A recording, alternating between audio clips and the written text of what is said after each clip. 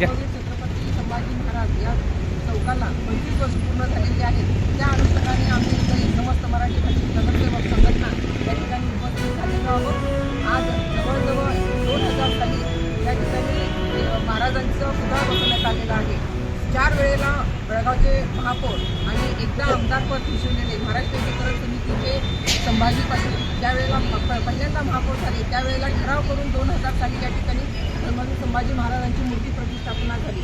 जुनी महानगरपालिका ज्या वेळेला होती, महानगरपालिका नसताना नगरपालिका असतानाच या ठिकाणी या भागाला गोगारवेस म्हणून हा भाग परिचित होता आणि ते नाव बदलून त्या ठिकाणी नगरपालिकेमध्ये ठराव मंजूर करून धर्मवीर छत्रपती संभाजी महाराज चौक या ठिकाणी नाव देण्यात आलं होतं. पण ते नाव लोकांच्या अंगवळणी आणि तोंडात पडलं नव्हतं.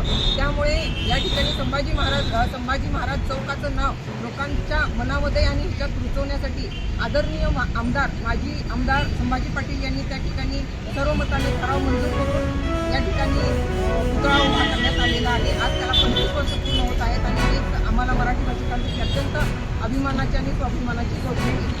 महाराष्ट्र एकीकरण समितीच्या वतीने या ठिकाणी 25 वर्ष पूर्ण झाल्यामुळे महाराष्ट्र एकीकरण समिती माजी नगरसेवक संघटनेच्या वतीने आम्ही या ठिकाणी अभिवादन करण्यासाठी जमलेलो आहोत.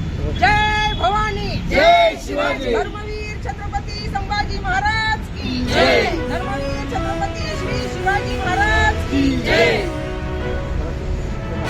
धर्मवीर श्री संभाजी महाराज के.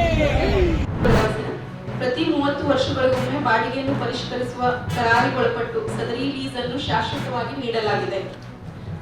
ನಂಬರ್ 2, ಸದರಿ ಸ್ಥಿರ ಆಸ್ತಿಯು ವಾರ್ಷಿಕ ಬಾಡಿಗೆಯನ್ನು ಪ್ರತಿ ವರ್ಷದ ಏಪ್ರಿಲ್ 10ನೇ ತಾರೀಕಿನ ಒಳಗಾಗಿ ಪಾಲಿಕೆಗೆ ಬರೆಸತಕ್ಕದ್ದು.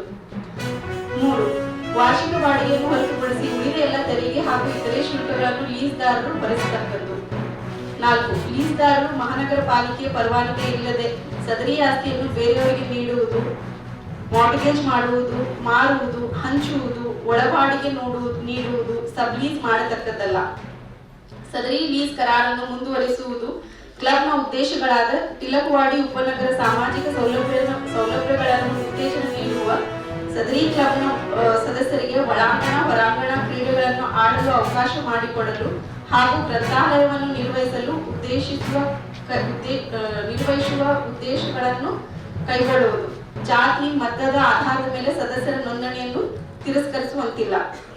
ಸದರಿ ಕ್ಲಬ್ ತನ್ನ ಅಸ್ತಿತ್ವವನ್ನು ಕಳೆದುಕೊಂಡಿದ್ದಲ್ಲಿ ಲೀಸ್ ಕರಾರು ಮುಗಿದಂತೆ ಭಾವಿಸುವುದು ಹಾಗೂ ಮಹಾನಗರ ಸಭೆಯ ಸದರಿ ಆಸ್ತಿಯ ಸ್ವಾಧೀನತೆಯನ್ನು ಮರಳಿ ಪಡೆಯಬಹುದಾಗಿದೆ.